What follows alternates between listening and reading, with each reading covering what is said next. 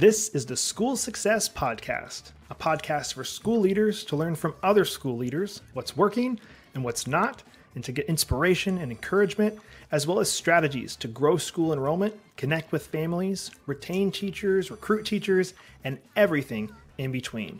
You guys are heroes, and I cannot thank you enough for pouring into this next generation that's coming behind us. My goal is you will take at least one thing away from every episode that you can take back to your school to make it better than it is right now. Please enjoy the School Success Podcast. Hey! Time for school!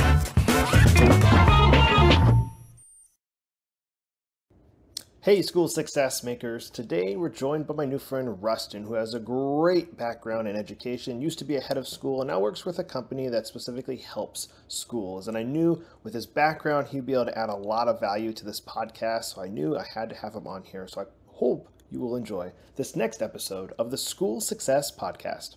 Well, hello and welcome to another edition of the School Success Podcast. I'm your host, Mitchell Slater, joined by a new friend out of Chattanooga, Tennessee, Mr. Ruston Pierce. And he does a couple of different things. He is on the leadership team of 7-Star Academy, and as well as he is president of consulting for Affinity Recruiting and Consulting. So he's doing a couple of things. His background is being head of school of a Christian school. He's got a great background in education. And when I was talking with him, I was like, this guy needs to be on the podcast because he can add a lot to you guys who are the listeners and what you guys are doing. So I had to have him on, but I don't want to take any thunder away from him. I'll pass it off to him to introduce himself. So Ruston, welcome to the podcast, sir. Thank you, Mitchell. It's good to be here. I enjoy doing these things. I love getting to talk schools.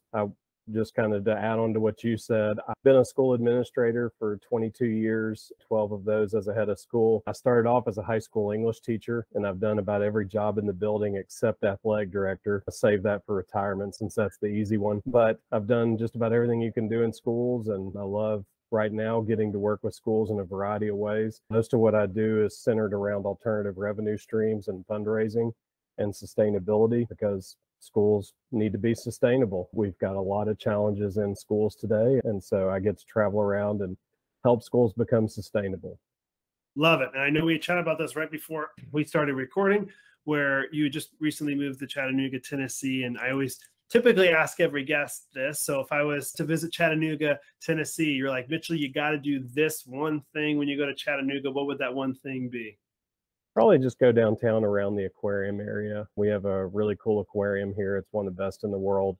And Chattanooga's done a fantastic job of building up everything around it. So there's just a lot to do in downtown Chattanooga around the aquarium. People come here for entire weekends, make mini vacations out of it. It's a neat place to come.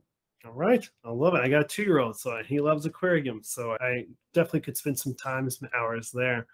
Well, your background's in education. You've been doing that for a while, and I know you work specifically to, help some schools and some different organizations.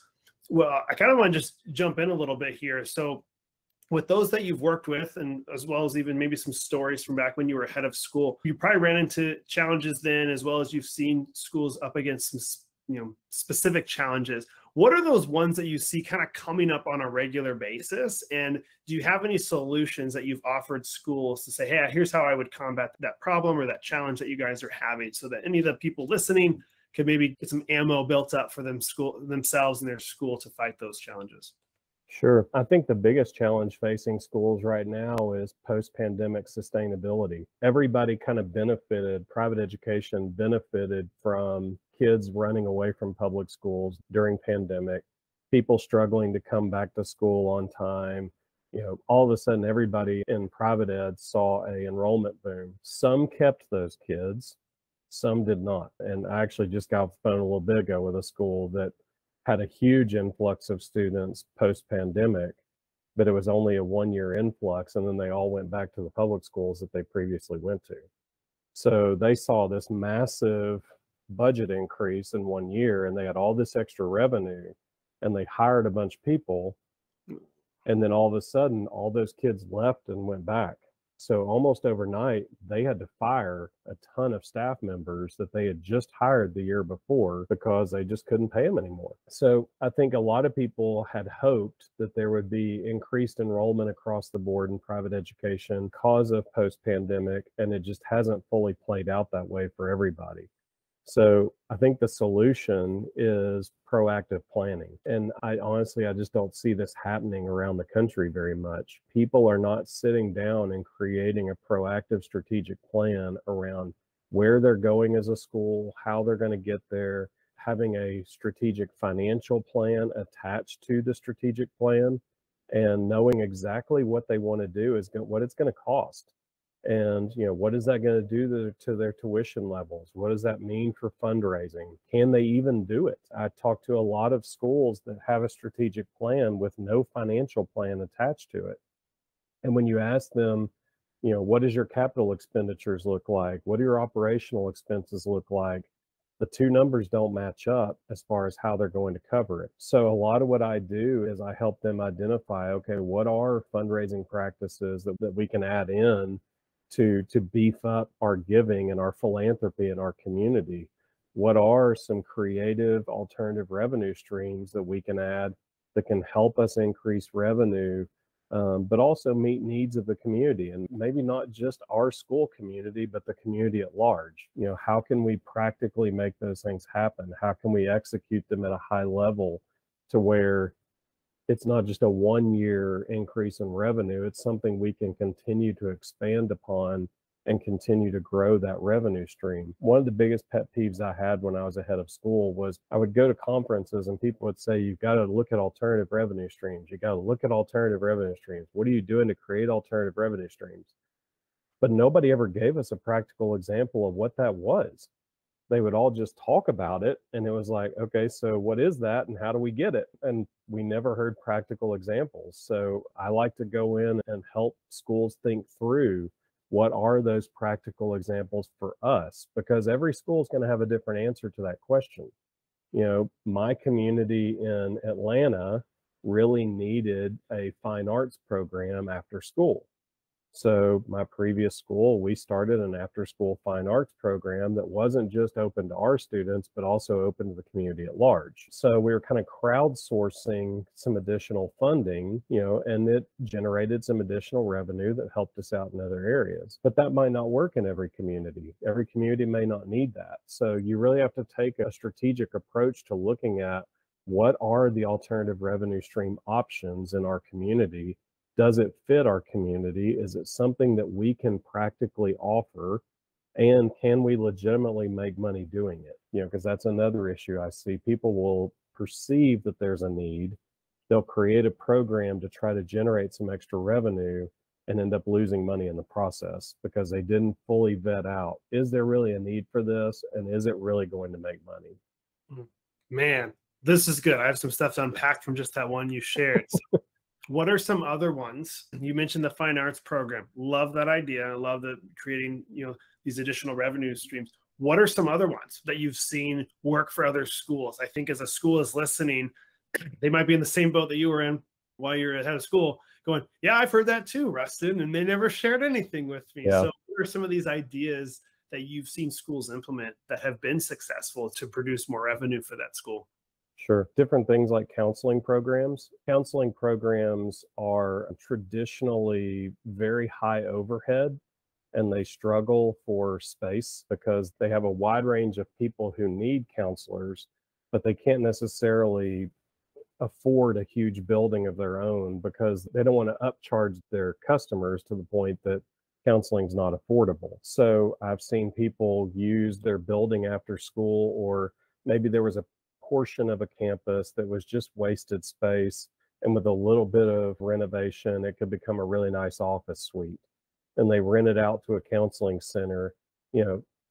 Coming out of the pandemic, counseling needs are through the roof. That's just a common need in every community. And so I've seen people rent space to counseling centers, and sometimes they can get a discount for their existing school families in exchange for the lower rent. So now they're providing a service to their own families, and they're providing a service to the community. And at the same time, they're generating some rent in a space that was just sitting empty previously.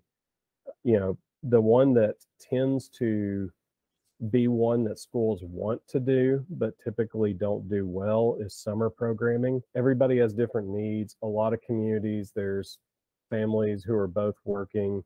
and they need somewhere for their children to go during the summer. Summer programming can be extremely lucrative for a school, but if it's not done well and it's not planned out well, it can also be a huge money. So, a lot of proactive planning in a summer program can produce a really strong summer program that can be a significant revenue producer. Another one that is, again, a huge need in most every community, if you've got a large space like a theater or a gym that sits empty every Sunday, there are churches all over the country looking for space to rent.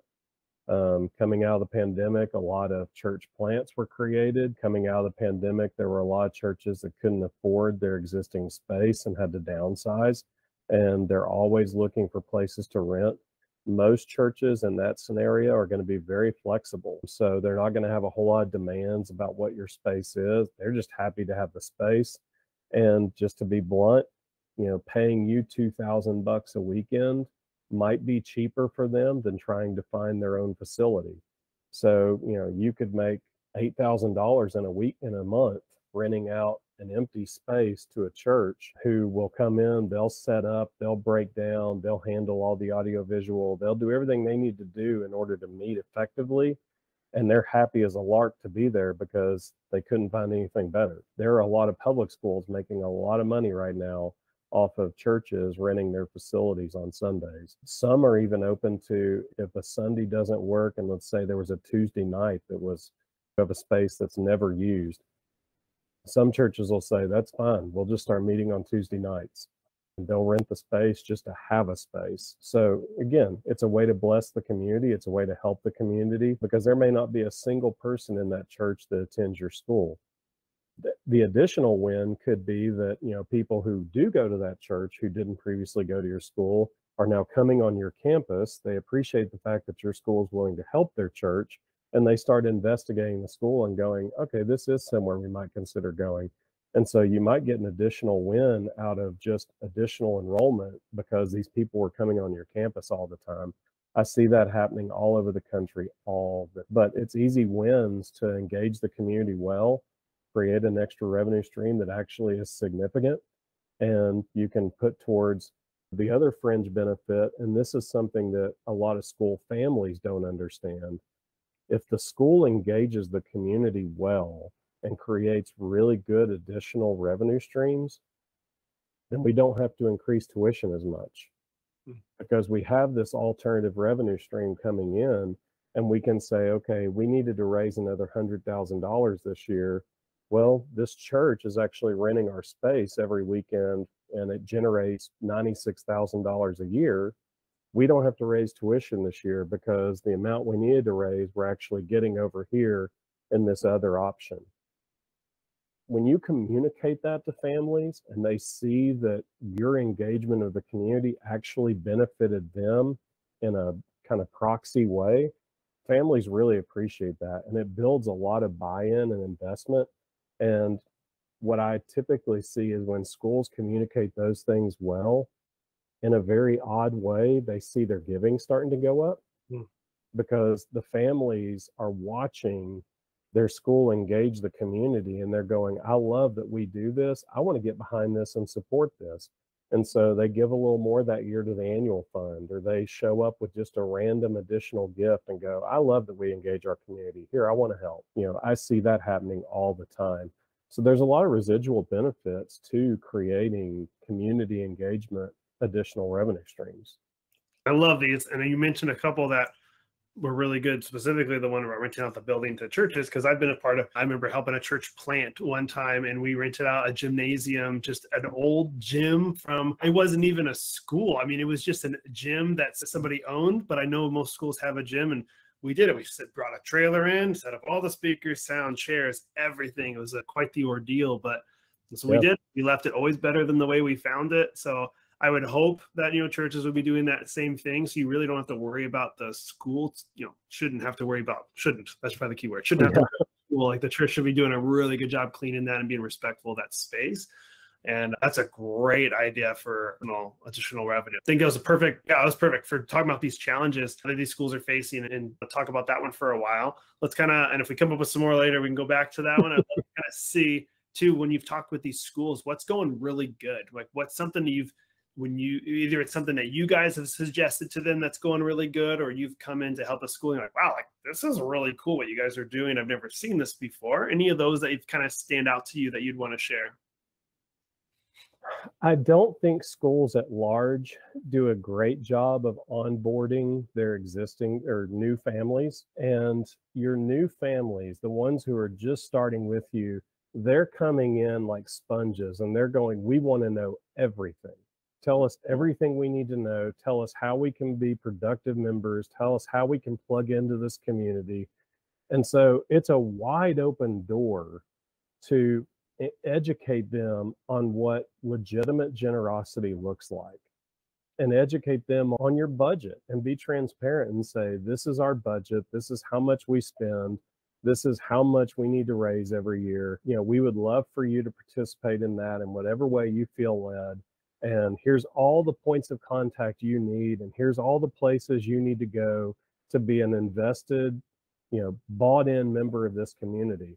And most families are looking for a community to be a part of. And so when they see the school actively reaching out to them and trying to show them how to do that, they typically want to get invested and they want to reciprocate. And it is the absolute easiest way to cultivate immediate givers to your annual fund and to just your general corporate giving. And it amazes me how frequently schools just don't do that. They're afraid to ask. They feel like they're putting too much on a family coming in, and it's actually the exact opposite. Those families want to know everything. They want to sit down, they want to meet with people, they want to hear absolutely everything. They're not overwhelmed yet. They want every bit of information that you can give them, and giving to the school is part of that information, because so many schools don't want to function like a business. But the reality is, if the school doesn't function like a business, it's not going to be a school for very long. And if you want to move forward and you want to engage the community and you want to educate and you want to do things really, really well, everything I just said has a dollar sign attached to it. And schools have to become okay with that and go, okay, there's not a problem with us saying, this is how much it costs for us to do things really well. And you all chose us, talking to new families, you all chose us because we do things really, really well. And we want you to come alongside us and be a part of that. And here's all the ways you can get involved and come alongside. And giving is one of those ways. It amazes me how many schools are afraid to have that conversation. And it's one that honestly should be right at the very beginning. And we should unashamedly say, here's why we're good. And we want you to be a part of this. You might have the occasional family who says, my tuition was my gift. Okay, great. We love that. We're happy you're here. Here's all the other ways you can get involved. But people would be amazed how many of those brand new families are like, sure, where do I strike a check? How much do you need? What's the average gift amount? I used to get that question all the time. New families love to know what's the average gift amount, because it kind of tells them, this is probably what I need to think about doing toward the annual fund. And so unashamedly, I think schools should right up front start talking about different generosity and philanthropy avenues that they have available for their families. And I don't blame you on that one. And I actually haven't heard that before from a school or from any of the guests I've had on when they talk about the Christian schools about asking. I think they are on the side of caution, I guess, of being shy, maybe is the word for it, going, oh yeah, like you literally just said. It's fear. I was that guy. It took other people saying to me, do you believe in what you do?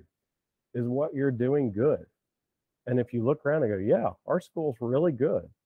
Okay, why don't you tell them that? What are you afraid of telling them you're doing well? And it's this weird moment of, okay, you want to be humble, you don't want to be bragging or arrogant about it, but at the same time, this family just chose you. And I'm not just talking about Christian schools. I mean, it's any private school, any independent school. This family just chose you. They made a sacrifice and a decision that they were going to pay your tuition. You kind of need to tell them that they're right and that they made the right choice, and go ahead up front and say, yeah, we're great, and here's why. and here's how we want you to get plugged in. And all that keeps us from doing that, honestly, is just fear. It's fear of coming across the wrong way or fear of bragging. And those families want to hear it. Mm.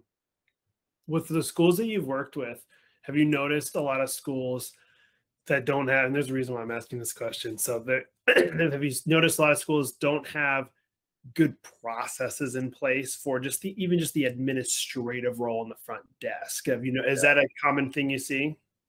Yeah, unfortunately, that's just schools in general, public, private, anywhere. A lot of it comes from, again, my degree was in secondary ed English literature. I did not, in my entire English and secondary ed program, did not have a single course about finance or marketing or processes. It was all pedagogy. It was all, teaching. There was nothing about how schools actually function. And so I had to learn all of that on the job. I had to learn it in real time as it was happening, made a lot of mistakes. And unfortunately, that's pretty much most schools in general, is they're run by people who don't have a background in process creation, don't have a background in finance, don't have a background in marketing, and they're trying to learn that stuff on the fly. And so, having good processes in place around just basic things like onboarding new families, how do you engage your existing families to keep them involved, basic human resources programming. Unfortunately, that stuff typically gets pushed to the back because it's not education. And so schools will typically avoid those things because, it's hard. And you have to go, wait, we have to create all those processes, and that's going to take time. And when I spend time over here doing that, it pulls me away from these academic things over here that I feel like have to get done. And so as a result, schools shy away from that stuff, and they end up with, a lack of processes, and they end up spinning their wheels chasing the tyranny of the urgent because there wasn't any proaction about those things. So we were talking to some schools, kind of give you like what we're finding. And so maybe this will resonate with some of the people listening is, we were coming in going, okay, we want to help these schools grow enrollment. We want to help them, get their word out about what they're doing. They're awesome. The schools are obviously passionate about what they do. And so we're like, all right, we can run, ads for you. We can help you rank better. So when people are searching for a school, you pop up in the actual results and all these other things we can do in the world of marketing. But what we were quickly realizing as we worked with more and more schools is we would get them these leads, but they didn't know what to do with them. You'd get them and they go, okay, now we need to follow. All right, we need to call them. And then we need to follow up. But then I'd say, well, how often are you following up? And they said, well, we typically just send them the application. And if they fill it out, they fill it out. And I was like, okay, so you're not following up at all with them? Like, no. I was like, okay. And then I said, how many do you think you're losing every year because of that? We started just kind of like talking about the numbers with one of them. And I even said to one of the schools, I said, hey, if I was to give you 100 leads, what would you do with them? And in a joking, but they were serious way, they're like, honestly, they'd probably end up in a drawer somewhere in the school, in the office or whatever, because we just don't have processes for that. And I was like, okay.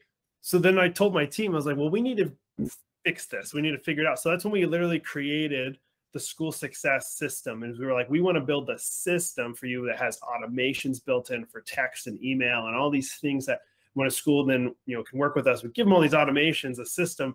Now we can do ads and all these things. And all that's doing is putting people into the system that's already built and automated so that they don't have to miss out on people. Because we started just doing easy math with them going, what if you lose 5 students every year and you have $10,000 tuition? So you're getting $50,000 a year with these people, and you could just implement this system for way cheaper, And depending on what classroom those 5 were in, that could have been straight profit. If it was a classroom of 15 and you only needed 11 for the course to make sense, every kid after that 11 is straight profit. So, it is amazing how many schools don't recognize those concepts and don't understand that, you really do need to kind of have a cost breakdown by grade, by class, and know, this kindergarten class costs us 9 children, and anything above and beyond that 9 is just going to be profit. And really strategically think through, those leads and that lead generation and going, okay, what grades do we need stronger lead generation in and follow up in to make sure that we've got an opportunity for significant profit in 6th grade this year. What are we doing to actively pursue incoming 6th grade families and, take the lead generation that you're talking about and really strategically follow up with those families to make sure that we get a really high percentage of conversions. When you start talking about retention and conversions and prospecting, it amazes me how many schools tend to run and hide, and they know they should be doing that, but they're kind of going, this is starting to feel a little too business-like, and so they just avoid it. I see that constantly. And thankfully there's companies out there like your company and what I'm doing that there's there to help you, not obviously to embarrass schools at all. Mm-hmm. Never, it's like your background is a Christian head of school and stuff. Yeah. It's like, we want to help because we see the problem. That's obviously why we're in business. We saw a problem we wanted to solve. We wanted to help, fix it. So like if a school's listening, and you're like, man, are you resonating with any of this? It's like, that's why reach out for help. It doesn't even have to be me or Ruston. It could be anybody else. Like that's why companies are out there to help you with those issues. You don't have to do them all by yourself because that just sounds miserable actually at all. Do it by yourself. Man. Absolutely. And, a lot of times, not a lot of times, all the time, my goal when I work with a school is I want them to walk away feeling like they can be proud of what they do and just talk about it in every avenue because run into people, the phrase value proposition floated around, it was the buzzword a couple of years ago. Everybody talked about, you've got to have your value proposition. At its core, all your value proposition is just actively telling people what you do well and why it matters. And, I tell schools all the time, there's enough kids to go around. If you look at every school in America, all the public schools, all the private schools, all the Christian schools, homeschool, charter schools, magnets, and, now we've got micro schools, hybrids, there's so many different versions of schools. But there's enough kids for all of them. And nobody should be worried about competing with the school down the street. They should all just be talking about what they're doing really, really well, and then just letting that organically bring the people that fit what they do really, really well. And there just aren't enough schools talking about what they do well. Mm. Man, and if you're passionate about what you do and you're good at what you do, obviously, talk about it. Tell people what you are. You're doing really well. And I know we'd mentioned this before we started recording. I'd love to just dive in as we sort of kind of lean towards wrapping it up. I want to kind of hear a little bit about 7-Star and for the people listening about what exactly 7-Star is and what how you guys help. So in my opinion, and I was a 7-Star user, my previous school used 7-Star. In my opinion, every school in America should have 7-Star as a resource. It is a fantastic way to do one of two things. Either number one, provide an online environment for your existing students and/or students who want to take courses that you just can't offer. So it expands your course offerings because 7-Star is nationally accredited. They have content area courses, every course under the sun, kindergarten through 12th grade. So great example, 7-Star offers Chinese as a foreign language. Well, how many private schools do you know that can even find a Chinese teacher, much less offer it 3 years?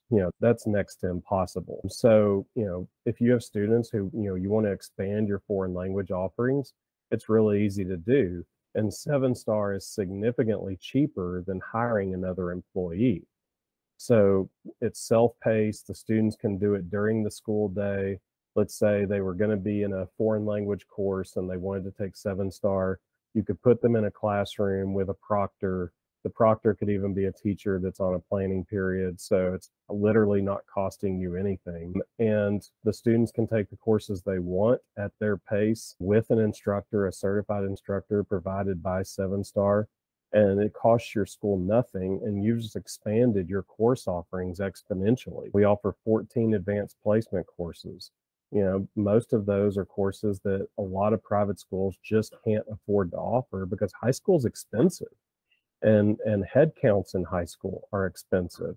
The other person that I think should be using 7-stars significantly are, we're in a national teacher shortage. If a school can't find an instructor in a certain area, it's a great 1-year Band-Aid. Again, you could have a parapro, a volunteer, a teacher on a planning period, whoever monitoring a classroom, and the 7-star instructor is teaching the kids one-on-one through the platform. So if you had 10 kids that needed, general psychology, and you just could not find someone who could teach that, it's an easy opportunity to offer it. It doesn't change your course offerings. You've put a Band-Aid on the issue for a year. Your parents typically are going to be good with that because their child is still getting to take the course they need to take. And we're nationally accredited, so that course is going to work on your school's transcript. I heard today from a school looking for a 4th grade teacher. They've already started, and they've got kids in a classroom, and right now they've just got a parapro in there monitoring those children because they just physically can't find a 4th grade teacher. Well, for the first semester, a good option might be that all those kids are with 7-star, the parapro's in the room helping them, monitoring them. The school actually makes money this semester because they don't have to hire someone.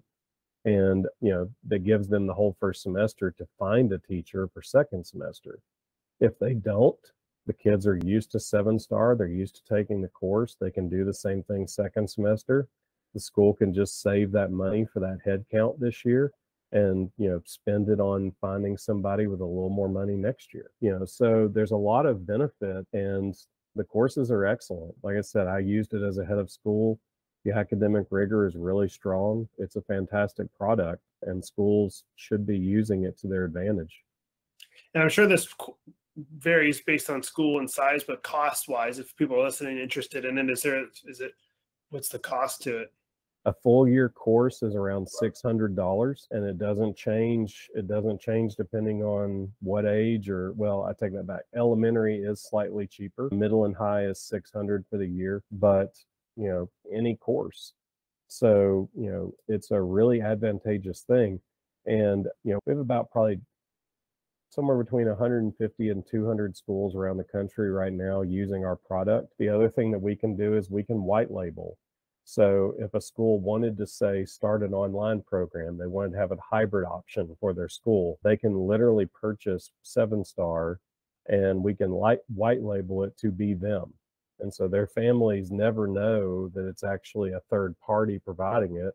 It looks like, the school just started an online program. And the cost of building an online program is exponential. Most schools can't possibly afford it. And the mistake they make is they go, we're going to create an online program. And then they get into it and realize, whoa, we can't create an online program. But we already said publicly we're going to have an online program. And so they call us and we go, hey, no problem, it's done. We can white label it. You've got our full complement of courses, K through 12. You can offer absolutely anything you want, and it looks like you. And so, and it's basically the same. They pay a small setup fee. I want to say it's about $1,500 a year for us to brand everything to look like them. And outside of that, they just buy the courses at the normal prices, which is significantly cheaper than their tuition would be. And they actually make money on it. So again, it can be an alternative revenue stream. Man, I love that. It's a great idea. And anybody listening that wants to potentially launch a hybrid model or an online school or anything like that, or you're struggling to find teachers, which I've heard from multiple people I've interviewed. Maybe that is kind of like what Ruston said. I don't think it's the long-term solution, of course, if you're trying to find a teacher in a 4th grade class. You need a teacher in the 4th grade class, of course, but the kids also need to be taught. So I think it's a good Band-Aid till you find the correct best solution, which is in-person teacher. So I love that. That's awesome. Wrap up the podcast. I always like to ask one final question for the guests and just giving you a chance. You've given huge background in education, so I'm sure you can pick a good one here. But a piece of advice that you would leave with any of the school leaders that are listening.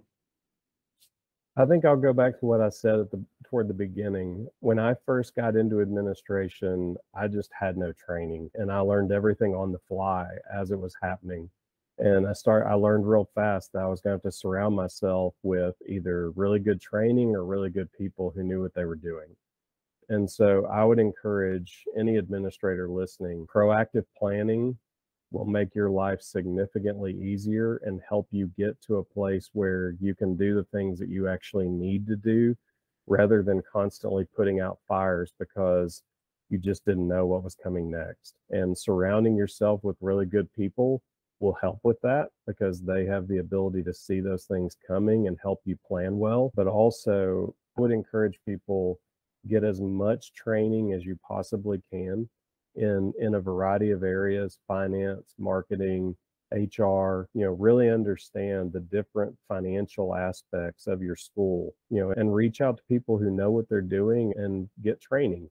And if your board is really serious about growing your administrators, they should want to build into the budget professional development money for that kind of training. And if they're not serious about it, I would say to them, the financial side of our school is so incredibly important to our long-term sustainability. We need to figure out how to create some margin for training. The large majority of board members come from business world, and they get that. When you put it in their terms and when you say, I'm trying to make sure we're sustainable long-term and we've got to free up professional development dollars to train our administrators well in the money areas of our school, most board members will say, absolutely, we need to do that. So that's probably the two things I would recommend is a lot of proactive planning and training in the financial areas of the school. Love it. Awesome. And if anybody's listening, they're wanting to get in touch with you, Ruston, and talk some more and pick your brain or something, how is the best way for them to get in contact with you? My email address is ruston@affinitytoday.com.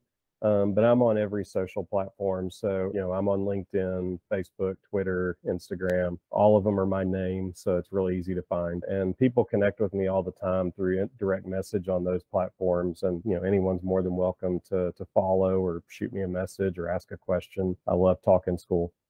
Awesome. Well, Ruston, thank you for your time today. You've been incredible. And I've learned a lot from you and heard things I hadn't heard yet before. So I'm glad I had you on, and I'm hoping the school leaders were also able to learn something today. So keep doing what you're doing, keep pouring into these schools that are needing help and to grow, and wishing you nothing but the best, sir. Thank you. I appreciate it. Well, another huge shout out and a thank you to Ruston for taking time of being on the podcast today. I love what he's doing. I love his background, and I'm wishing him nothing but the best. And if you're a school listening to this today and you're struggling to fill some of those empty seats that you have at your school, or you have a hard time getting leads for your school of people who want to enroll, we specifically help with that, and we'd love to hear from you so we can help. You can check us out online, schoolsuccessmakers.com. That's schoolsuccessmakers.com. Or please, if you're a Facebook user, check out our private Facebook group just for school leaders called School Success Makers. You can find me personally in there in Facebook, and I'd love to see you in there as well. We'll be here next time with another amazing guest as usual on the School Success Podcast. We'll see you then.